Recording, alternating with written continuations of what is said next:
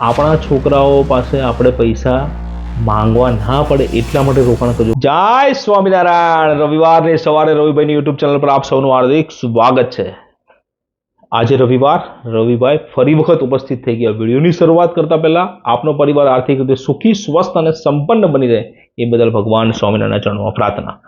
Active income વિરુદ્ધ passive income કોને કહેવાય અને એની મજા શું છે એ વિષય પર આજે થોડી વાત કરીશું. જીવનમાં ઘણી વખત 50 વર્ષની ઉંમર થઈ ગઈ હોય અને અમે લોકો એને ફોન કરીએ છીએ તો કે પૈસા નથી. દયા આવે ઘણી વખત, દયા. કારણ કે 25 વર્ષ કમાતા થઈ ગયા અને 14,587 રૂપિયાનો ચેક લેવાનો તો કે પૈસા નથી. એટલે ભાઈ કર્યું હું 25 વર્ષ કે આટલા પૈસાને નેસેસિટી માટે, શોખ માટે નથી કહેતા આપણે, નેસેસિટી માટે નથી. તો હવે 50 વર્ષની ઉંમર થઈ ગઈ છે તો બીજા 10 વર્ષ બાકી છે 60 વર્ષ થવામાં, તો હજી થોડો સમય છે. જાગ્યા ત્યાંથી સવાર, બરાબર.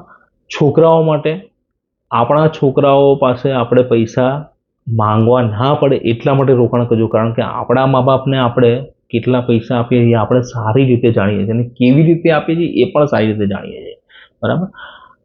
માટે એક્ટિવ ઇન્કમ હશે ત્યાં સુધી જ તમારું જીવન ચાલશે એવું ખરેખર ભૂલ ન કરતા પેસિવ ઇન્કમ ધીમે ધીમે જનરેટ કરવાની